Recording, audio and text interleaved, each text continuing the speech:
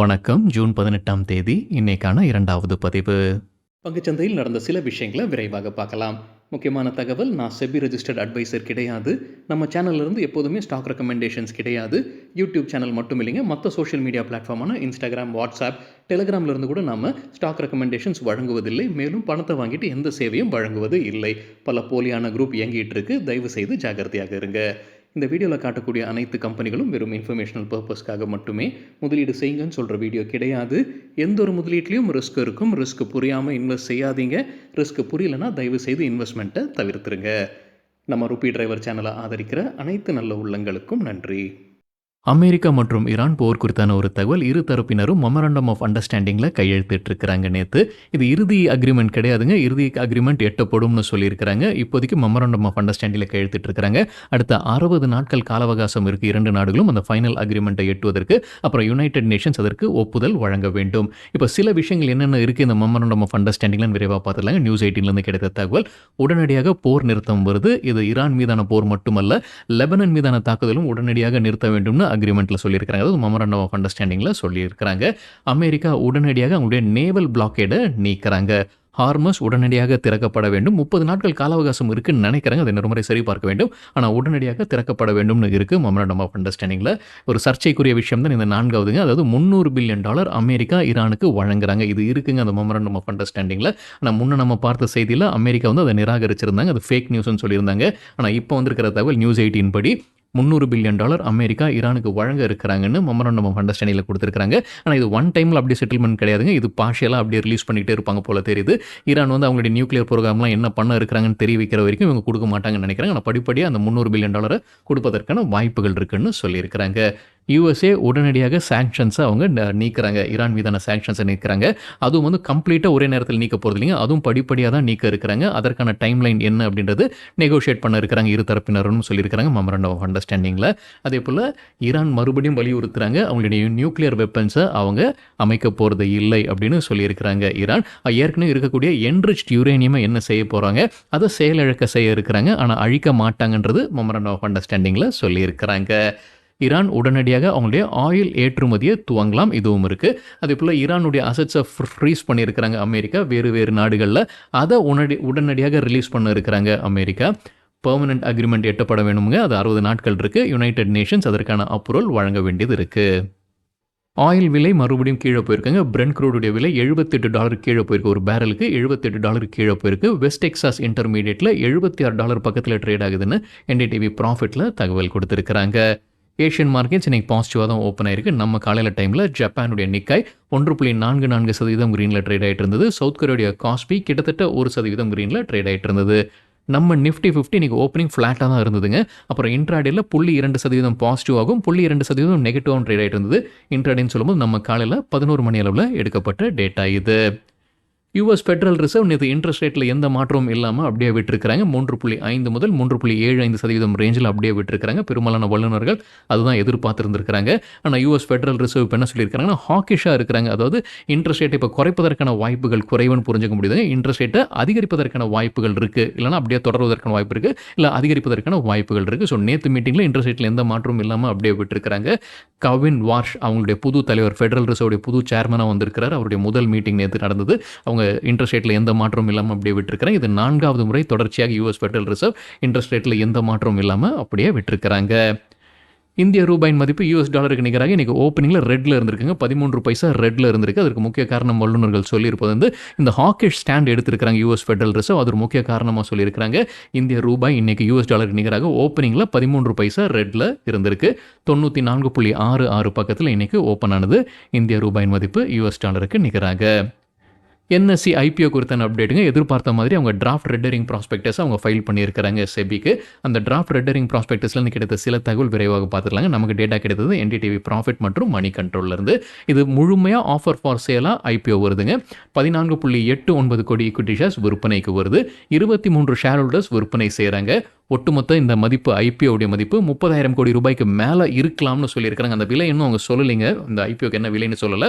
ஆனால் இப்போ அன்லிஸ்டட் மார்க்கெட்டில் என்ன விலை ஓடிக்கிட்டு இருக்கு, 2000 2100 பக்கத்தில் ஓடிக்கிட்டு இருக்குன்னு நினைக்கிறாங்க. ஸோ அதை வைத்து பார்க்கும்போது 30,000 கோடி ரூபாய்க்கு மேலே இந்த ஐபிஓ இருப்பதற்கான வாய்ப்பு இருக்குது. அப்படி இருந்ததுன்னா இந்தியாவுடைய பெரிய ஐபிஓ என்எஸ்சி இருக்கலாம். இதுக்கு முன்னாடி ஹுண்டை இது இருந்ததுன்னு நினைக்கிறாங்க. கிட்டத்தட்ட 28,000 கோடி ரூபாய். எல்ஐசி இது 20,000 21,000 கோடி ரூபாயாக இருந்ததுன்னு நினைக்கிறேன். இன்னொரு முறை அந்த எண்ணிக்கையை சரிபார்க்க வேண்டும். ஸோ இப்போ என்எஸ்சி பெரிய ஐபிஓ ஆக வருவதற்கான வாய்ப்புகள் அதிகமாக இருக்குது. ஆஃபர் ஃபார் சேலில் எஸ்பிஐ ஒரு முக்கியமான செல்லராக இருக்கிறாங்க, ஒரு பெரிய செல்லராக இருப்பதற்கான வாய்ப்பு இருக்குது. 2.48 கோடி ஈக்விட்டி ஷேர்ஸ் அவங்க இந்த ஆஃபர் ஃபார் சேல் வழியாக விற்பனை செய்வதற்கான வாய்ப்புகள் இருக்குது. எம்எஸ் ஸ்ட்ராட்டஜிக் மொரீஷியஸ் 1.6 கோடி ஈக்விட்டி ஷேர்ஸை விற்பனை செய்வதற்கான வாய்ப்புகள் இருக்குது. Canada pension plan investment board 1.19 கோடி ஈக்விட்டி ஷேர்ஸை விற்பனை செய்வாங்கன்ற எதிர்பார்ப்பு. அது தவிர யாரெல்லாம் செல்லர்ஸாக இருக்கிறாங்கன்னா Aranda investments, bank of Baroda, stock holding corporation, GICRE, அப்புறம் new India assurance, GICRE, general insurance corporation of India, இவங்க எல்லாருமே 1 கோடி ஈக்விட்டி ஷேர்ஸ் வரைக்கும் விற்பனை செய்வதற்கான வாய்ப்புகள் இருக்குது. எல்ஐசி ஒரு பெரிய ஷேர் ஹோல்டராக என்எஸ்சியில் இருக்கிறாங்க, 10.7% ஸ்டேக் வைத்திருக்கிறாங்க. அவங்க விற்பனை செய்யலைன்றது புரிஞ்சுக்க முடியுது. இந்த ஐபிஓவில் எல்ஐசி ஷேர்ஸை விற்பனை செய்யலை. அராண்டா இன்வெஸ்ட்மெண்ட்ஸ் கைவசம் 4.54% ஸ்டேக் இப்போ இருக்குது என்எஸ்சியில். ஸ்டாக் ஹோல்டிங் கார்பரேஷனில் 4.44% ஸ்டேக் வைத்திருக்கிறாங்க. இந்த ஸ்டாக் ஹோல்டிங் கார்பரேஷனில் தான் 54% ஸ்டேக் இஃப்கி லிமிடெட் வைத்திருக்கிறாங்க. இஃப்கி லிமிடெட் லிஸ்டட் கம்பெனி, அவங்க வைத்திருக்கிறாங்கன்ற செய்தி நம்ம முன்னே பார்த்துருந்தோம். எஸ்பிஐ கேபிட்டல் மார்க்கெட் 4.33% ஸ்டேக் வைத்திருக்கிறாங்க என்எஸ்சியில். மஹாகோனி 3.73% ஸ்டேக், எஸ்பிஐ 3.23% ஸ்டேக் வைத்திருக்கிறாங்க. இவங்க எல்லாமே Pi opportunities fund, general insurance corporation, new India assurance, oriental இன்சூரன்ஸும் ஷேர் ஹோல்டர்ஸாக இருக்கிறாங்க என்எஸ்சியில். என்எஸ்சியுடைய டிராஃப்ட் ரெண்டரிங் ப்ராஸ்பெக்டஸில் அவங்களுடைய வழக்குகள் குறித்தான ஒரு அப்டேட்டும் இருக்குது. மணி கண்ட்ரோல்னு கிடைத்த தகவல். முக்கியமான வழக்கு இந்த டார்க் ஃபைபர் மற்றும் கோலொகேஷன் கேஸ் இருந்துட்டு இருக்கு. செபியுடனான கேஸ் அது. அதற்கு 1491 கோடி ரூபாய் ஆஃபர் பண்ணியிருக்கிறாங்க என்எஸ்சி, அதை செட்டில் பண்ணுறதுக்கு. அந்த கேஸ் இன்னும் போய்கிட்டு தான் இருக்குன்னு நினைக்கிறேன், இன்னும் செட்டில் ஆகல, ஃபைனல் செட்டில்மெண்ட் வரல. ஆனால் என்எஸ்சி ஆஃபர் பண்ணியிருப்பது 1491 கோடி ரூபாய் அந்த வழக்கை முடிவுக்கு கொண்டு வருவதற்கு. அதே போல் மற்றொரு வழக்கும் இருந்துகிட்டு இருக்குங்க. மெட்ரோபாலிட்டன் ஸ்டாக் எக்ஸ்சேஞ்ச் ஆஃப் இந்தியாவுடனான ஒரு வழக்கு. அதற்கு மெட்ரோபாலிட்டன் ஸ்டாக் எக்ஸ்சேஞ்ச் இழப்பீடு கேட்டிருப்பது 857 கோடி ரூபாய். அந்த கேஸ் போய்கிட்டு இருக்கின்ற தகவலும் என்எஸ்சி கொடுத்திருக்கிறாங்க. எஸ்பிஐ குறித்து மணி கண்ட்ரோல்னு கிடைத்ததுங்க. இதுவும் என்எஸ்சியுடைய ஐபிஓ சம்பந்தமானது. இந்த ஐபிஓவில் அவங்க விற்பனை செய்வதன் மூலமாக பெரிய லாபத்தை பார்க்குறாங்க. அவங்க ஷேர்ஸ் வாங்கினது 2 கோடி ரூபாய்க்கு, இப்போ விற்பனை செய்ய இருப்பது 5000 கோடி ரூபாய்க்கு. பெரிய அளவில் லாபம் பார்க்குறாங்க எஸ்பிஐன்னு மணி கண்ட்ரோலில் தகவல் கொடுத்துருக்காங்க. இது எப்படி அசியூம் பண்ணுறாங்கன்னா, ஐபிஓ விலை 2000 ரூபாயாக இருக்கலாம் என்எஸ்சிக்குன்னு அசியூம் பண்ணுறாங்க. ஏன்னா விலை இன்னும் நிர்ணயிக்கப்படல. ஸோ அன்லிஸ்டட் மார்க்கெட்டில் என்ன விலை போகுது, கிட்டத்தட்ட அந்த லெவலை வச்சு சொல்கிறாங்க. 2 கோடி முதலீடு, 5000 கோடி ரூபாய் ரிட்டர்ன்ஸ் வருது ஸ்டேட் பேங்க் ஆஃப் இந்தியாவுக்கு. ஸ்டேட் பேங்க் ஆஃப் இந்தியா மட்டும் இல்லைங்க, யாரெல்லாம் அந்த டைமில் இனிஷியல் டைம்லேயே முதலீடு செய்திருக்காங்களோ அவங்களுக்கு எல்லாமே ஒரு பெரிய அளவில் லாபம் பார்க்க முடியுது. Cult.fit ஃபிட்னஸ் பிஸ்னஸில் இருக்கக்கூடிய நிறுவனம் அவங்களுடைய டிராஃப்ட் ரெண்டரிங் ப்ராஸ்பெக்டஸ் அவங்க தாக்கல் செய்ய இருக்கிறாங்க. 3500 4000 கோடி ரூபாய்க்கான ஐபிஓ இருக்கலாம். இந்த மாதம் தாக்கல் செய்வதற்கான வாய்ப்புகள் இருக்குன்னு மணி கண்ட்ரோலில் தகவல் கொடுத்துருக்குறாங்க. CSM technologies IT solutions provider company 146 கோடி ரூபாய்க்கான ஐபிஓ ஜூன் 24 ஓப்பன் ஆகுது. 29 ஐபிஓ முடிவுக்கு வருது. பிஎஸ்சி என்எஸ்சியில் லிஸ்ட் ஆகிறதுக்கான முயற்சி. அவங்க விலை நிர்ணயித்திருப்பது 107 ரூபாய் லோவர் பேண்ட், 113 ரூபாய் அப்பர் பேண்ட். ஃப்ரெஷ் இஷ்யூ முழுமையாக ஃப்ரெஷ் இஷ்யூ வருது இந்த ஐபிஓவில். 146 கோடி ரூபாய் ஃப்ரெஷ் இஷ்யூ. ஒட்டுமொத்த ஐபிஓ மதிப்பும் 146 கோடி ரூபாய். ரிலையன்ஸ் ஜியோ 1600 சேட்டலைட் ப்ராட்பேண்ட் நெட்வொர்க்கை அமைப்பதற்கான எண்ணத்தில் இருக்கிறாங்கன்ற தகவல் என்டிடிவி ப்ராஃபிட்டில் கொடுத்துருக்குறாங்க. அவங்களுடைய சேட்டலைட் ப்ராட்பேண்ட் சர்வீசஸை 3 ஆண்டுகளுக்குள்ளார அவங்க லான்ச் பண்ண இருக்கிறாங்கன்னு என்டிடிவி ப்ராஃபிட்டில் தகவல் கொடுத்துருக்குறாங்க. நிபி லிமிடெட் இன்னைக்கு இன்ட்ராடேல 7% அதிகரித்தது. இன்ட்ராடேன்னு சொல்லும்போது நம்ம காலையில் 11 மணி அளவில் எடுக்கப்பட்ட டேட்டா. கம்பெனி தரப்பு ஒரு அப்டேட் இருக்குது. அவங்களுடைய ஒரு ஆயுதத்தை அவங்க ஷோகேஸ் பண்ணியிருக்கிறாங்க, டெஸ்டிங் பண்ணியிருக்கிறாங்க. இந்தியன் ஆர்மிக்கான ஆயுதம் அதோடைய பேர் கருடாஸ்திரான்னு வைத்திருக்கிறாங்க. அது வெற்றிகரமாக முடிஞ்சிருக்குன்னு சொல்லியிருக்கிறாங்க நிபி லிமிடெட். ஹெச்டிஎஃப்சி பேங்க் குறித்து என்டிடிவி ப்ராஃபிட்லேருந்து கிடைத்த ஒரு தகவல். கம்பெனியுடைய போர்டு இன்றைக்கி மீட் பண்ணுறாங்க. அவங்களுடைய இடைக்கால சேர்மன் மிஸ்திரியோடைய பதவிக்காலம் முடிவுக்கு வருதுங்க. ஸோ அது குறித்து பேசுவாங்கன்ற எதிர்பார்ப்பு. அதே போல் முன்னாள் சேர்மன் சக்கரவர்த்தி திடீர்னு ராஜினாமா செய்தபோது சில குற்றச்சாட்டை வைத்திருந்திருந்தார். அதை விசாரணை செய்ய சில லீகல் டீம் அவங்க அப்பாயிண்ட் பண்ணியிருந்தாங்க. அந்த லீகல் டீம் அல்லது லீகல் கம்பெனிஸ் அவங்களுடைய ரிப்போர்ட்டை தாக்கல் செய்திருக்கிறாங்க. அது குறித்தும் அவங்க பேசுவதற்கான வாய்ப்புகள் இருக்குன்னு என்டிடிவி ப்ராஃபிட்டில் அப்டேட் கொடுத்துருக்காங்க. எக்கனாமிக் டைம்ஸ்லேருந்து கிடைத்த ஒரு தகவல் என்னென்னா, அந்த லீகல் டீம் சப்மிட் பண்ணியிருக்கக்கூடிய ரிப்போர்ட்ஸில் எந்த தவறும் அவங்க கண்டறியல்ன்ற மாதிரி சொல்லியிருக்கிறாங்க. இன்னும் அதிகாரப்பூர்வ அறிவிப்பு வரலைங்க. எக்கனாமிக் டைம்ஸில் சொல்லியிருப்பது எந்த கவர்னன்ஸ் லேப்ஸஸோ இல்லை எத்திக்கல் வயலேஷன்ஸோ இல்லை சக்கரவர்த்தி சொல்லியிருந்த கவலைகள் எதுவுமே இல்லைன்ற மாதிரி சொல்லியிருக்கிறாங்கன்னு எக்கனாமிக் டைம்ஸில் தகவல் கொடுத்துருக்குறாங்க. வாரி ரெனியூபிள் டெக்னாலஜிஸ் தரப்பு அப்டேட் இருக்குது. இன்றைக்கி இன்ட்ராடேல 2% அதிகரித்ததுன்னு நினைக்கிறேன். இன்னொரு முறை சரி பார்க்க வேண்டும். கம்பெனி தரப்பு இருக்கக்கூடிய அப்டேட் என்னன்னா, ஏற்கனவே அவங்களுக்கு ஒரு சோலார் ப்ராஜெக்ட் கிடச்சிருந்தது. அதோடைய மதிப்பு இப்போ அதிகரிச்சிருக்குங்க. 31 கோடி ரூபாய் அதிகமாயிருக்கு. இப்போ 1045 கோடி ரூபாய்க்கான ப்ராஜெக்ட் இதுன்னு சொல்லியிருக்காங்க. யார்கிட்ட இருந்துன்றதை சொல்லிங்க. இந்தியாவில் இருக்கக்கூடிய ஒரு ரெனியூபிள் எனர்ஜி கம்பெனின்னு மட்டும் தான் சொல்லியிருக்கிறாங்க கஸ்டமராக. எண்டியூரன்ஸ் டெக்னாலஜிஸ் இன்னைக்கு இன்ட்ராடேல 2% அதிகரித்தது. கம்பெனி தரப்பு ஒரு அப்டேட் இருக்கு. கேபிட்டல் எக்ஸ்பெண்டிச்சர் ₹47 கோடி அவங்க முதலீடு செய்ய இருக்காங்க மகாராஷ்டிரால.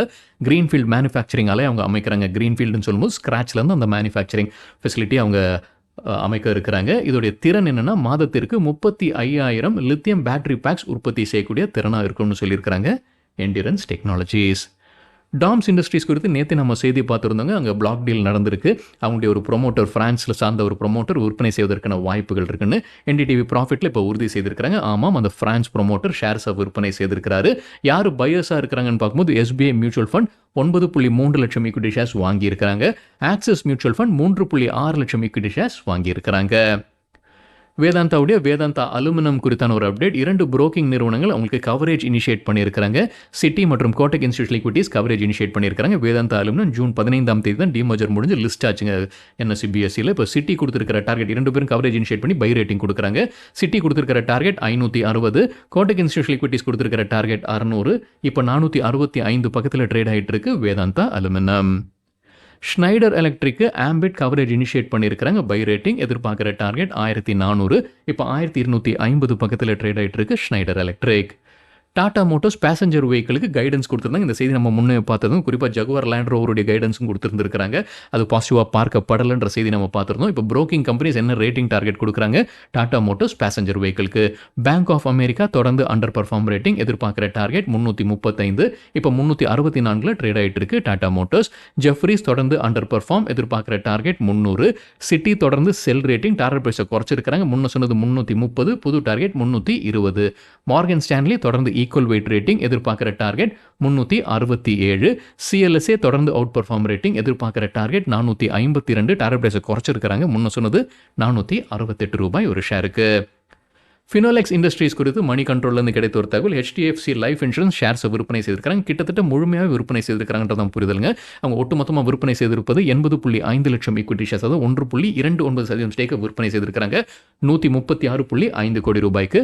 மார்ச் மாத இறுதியில் கிட்டத்தட்ட 1.3% ஸ்டேக் வைத்திருந்திருக்கிறாங்க HDFC லைஃப் இன்சூரன்ஸ் ஃபினோலெக்ஸ் இண்டஸ்ட்ரீஸில். சரிங்க, இதுதான் சில விஷயங்கள் என்னுடைய பார்வைக்கு எட்டியது. நன்றி, வணக்கம்.